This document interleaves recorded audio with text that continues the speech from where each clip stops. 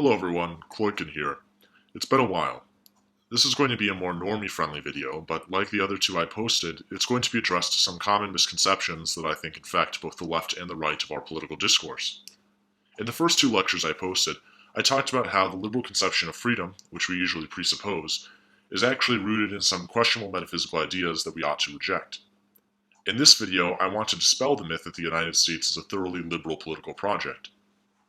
This myth is common on the left, including libertarians and neoconservatives, for obvious reasons, but it's also shared by many elements of the dissident right. Traditional Catholics in particular identified the American founding with Freemasonry, individualism, and cosmopolitanism, and so they take a very critical attitude towards the American political tradition. If you hang around trad-cath circles enough, you're probably familiar with Timothy Gordon, who takes the opposite view that the United States is an implicitly Catholic project based on Thomistic natural law. That view is obviously wrong, and I'm not going to defend it, but I do think there are things that are more complicated than the angry trad repudiation of the founding lets on.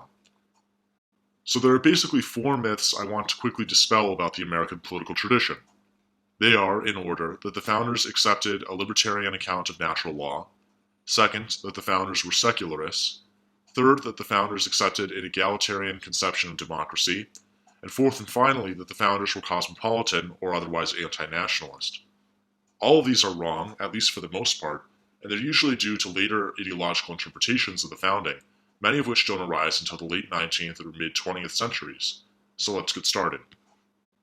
First, on natural law. This objection goes something like the following. The founders were influenced by John Locke, who was thought of as a libertarian, and they therefore adopted as an individualistic and morally unbounded conception of natural law. The founders supposedly believed that individuals have a natural right to liberty, where liberty is understood as the right to do what one wishes, provided that only that one respect the liberty of others. So freedom of choice is the highest value, subject only to formal and universal constraints. If you want to hear a history and criticism of this theory of freedom, check out my first video on this channel. Now, John Locke puts this view, supposedly, succinctly in his second treatise on government, that, quote, being all equal and independent, no one ought to harm another in his life, health, liberty, or possessions in the state of nature. Now, it turns out that this is probably a misreading of John Locke's theory of liberty, but it's a popular misreading, and people believe that it rests at the core of the American political tradition. It might be that some early figures, like Jefferson or Paine, actually held to it, but in reality it's far off the mark. What early Americans actually believed about natural law was much more conservative than this caricature of Locke lets on. It's not even clear how influential Locke was on the Founding Fathers. There's plenty of scholarship that shows that figures like Montesquieu and Cicero were more important. But even so, let's take a look at what Americans actually believed about the natural law early on in our history.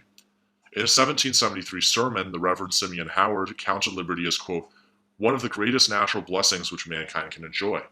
But he also held that it must be kept, quote, within the bounds of the laws of nature. The Reverend Jeremiah Atwater would deliver a sermon later in 1803, in which he maintained that the blessing of liberty, quote, must be taken in a qualified sense, which is a limited, not absolute freedom. The purpose of government is to secure a rational liberty rather than the liberty of sinning, the liberty of indulging lawless passion. Government imposes coercive restraint upon us, but this is not inimical to liberty at all, but rather its precondition and rightful limitation.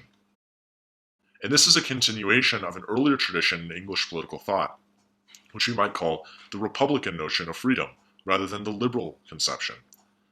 That is, it's an account that understands freedom not as a lack of restraint, or as the ability to realize some ends, but instead as independence, as not being subject to the arbitrary whims of another person. So freedom isn't something that the law invades or constrains. Instead, freedom is identified with a regime of just laws. Let's take a look at Richard Overton's writings on the subject in 1646. The free man, he says, quote, will not beg their favor, nor lie at their feet for mercy. He will not beg his right or turn supplicant for his own. The point here is not that the free man can do whatever he pleases, or that he is subject to no constraint. Rather, he is defined precisely by what he is not, namely enslaved by another person. Algernon Sidney, a major influence upon the Founding Fathers, put it succinctly, quote, liberty solely consists in an independency upon the will of another, but a slave can neither dispose of his person nor goods, but enjoys all at the will of his master.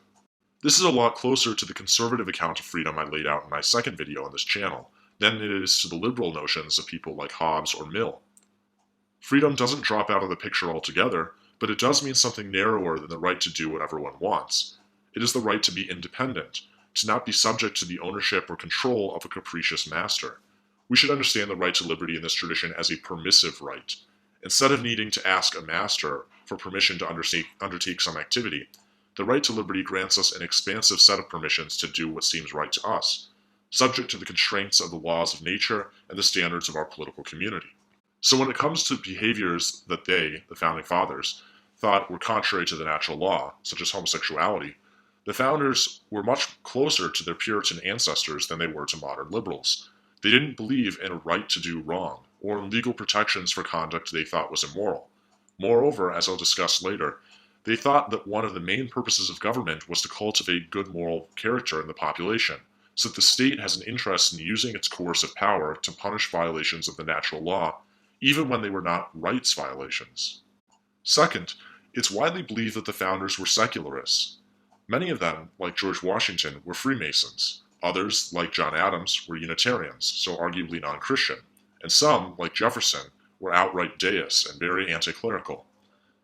This is all true, but it gives the impression that the Founders were uniformly anti-Christian, which they were not, and that the American population as a whole was secularized or modernist in the late 18th century, which it wasn't.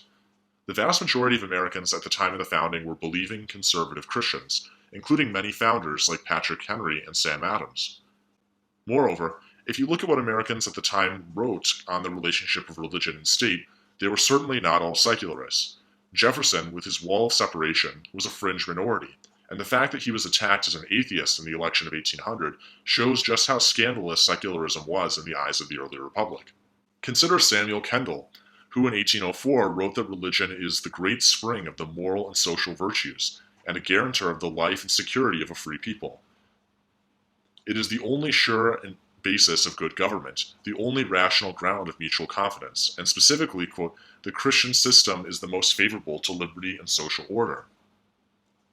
Now, modern neoconservatives will sometimes pay lip service to this sort of piety, as for instance when they talk about how politics is downstream from culture, and therefore there's a need to rejuvenate American Christianity. But they still accept the separation of church and state. They just don't take it to be the task of government to intervene in matters of religion. But this is exactly what Kendall and others thought, writing, quote, the support of institutions calculated to promote religious knowledge in general and to give efficacy to the precepts of the gospel may be the proper subject of legislation, and that, quote, blasphemy is punished by law because it is a crime which weakens the bands of society. Reverend Timothy Stone, giving a sermon in 1792, thought much the same, holding that, quote, communities have their existence in and from God, and are thus absolutely dependent upon him who reigneth king in Zion. There is therefore, quote, a happy connection between religion and good government, and though, quote, not one and the same thing, they are nonetheless designed to embrace some of the same objects.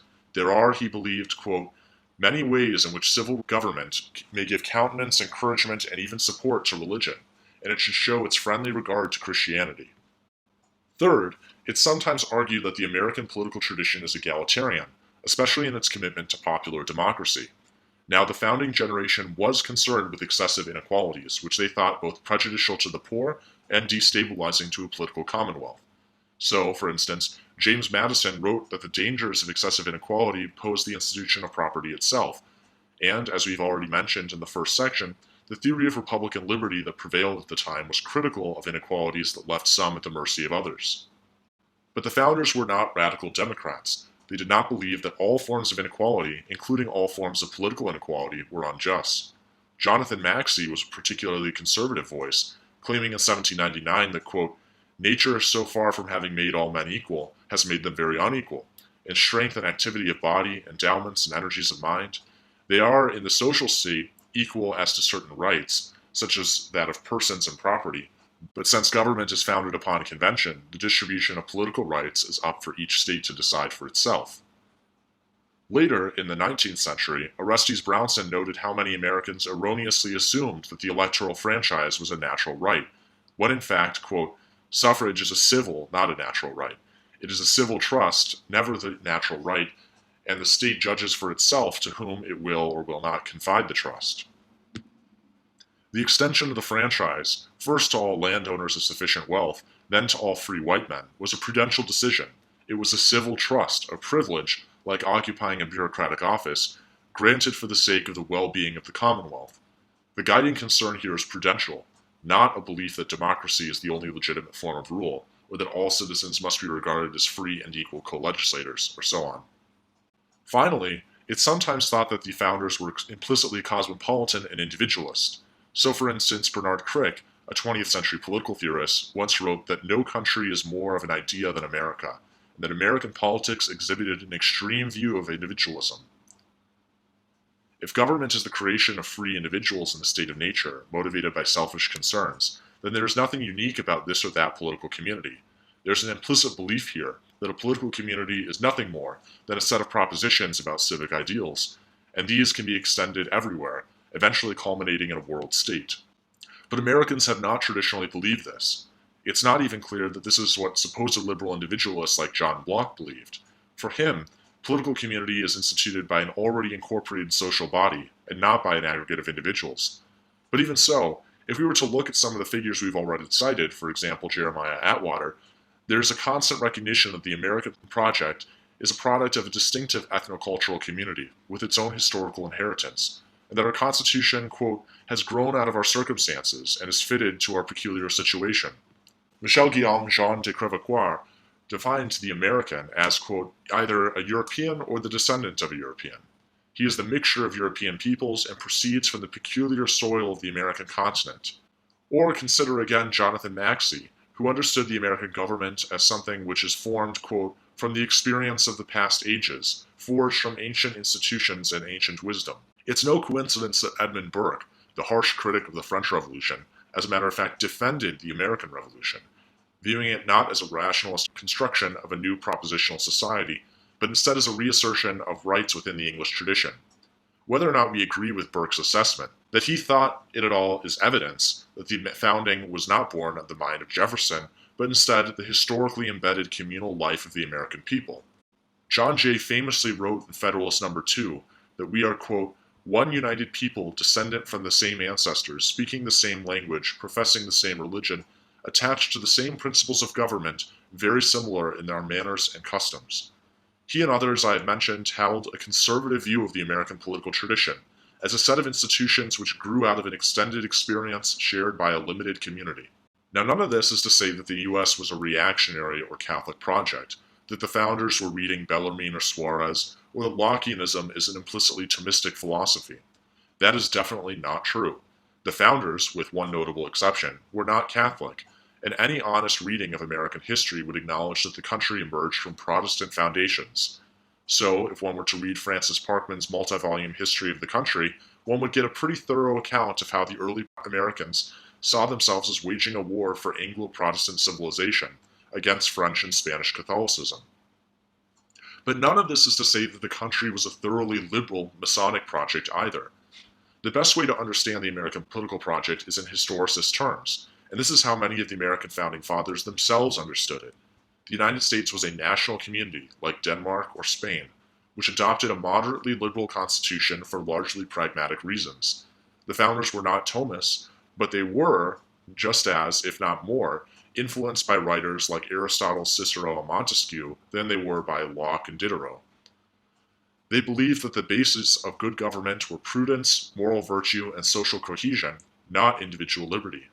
They envisaged political institutions as reflecting the underlying life of a people and as historically embedded, not as rationally designed machines that could be wound up and left to operate themselves. So what is the vision of American political life that we are left with? Orestes Brownson provides us with a very compelling answer. America is not, contra Bernard Crick, a mere idea, but it is a nation, quote, chosen of God for the realization of a great idea.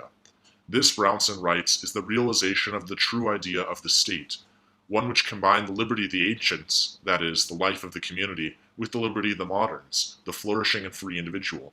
It is, quote, the special mission of the United States to continue and complete the political order of Greco-Roman civilization. The country may not be Catholic, but Brownson wrote that, quote, Catholics are better fitted by their religion to comprehend the real character of the American Constitution than are any other class of Americans, for we remain conscious of an earlier political tradition of antiquity, one that clarifies the relationship between the concrete community and its transcendent normative ideals. I think this offers a reasonable middle ground between the very edgy anti-Americanism of some trad circles and the foolish conspiratorial writing of those who want to pretend that America has always been implicitly Catholic. American Catholics are very well equipped to exercise the virtue of patriotism, of piety to their fatherland, since there is much in the American tradition that is genuinely compatible with conservatism and with Catholic teachings on natural law. These aspects of the tradition are not drawn directly from Thomism, but they are nonetheless present, even though often forgotten today. They are ready at hand for us to put into practice. The only thing remaining in the way is a pervasive misunderstanding of the true character of American political life.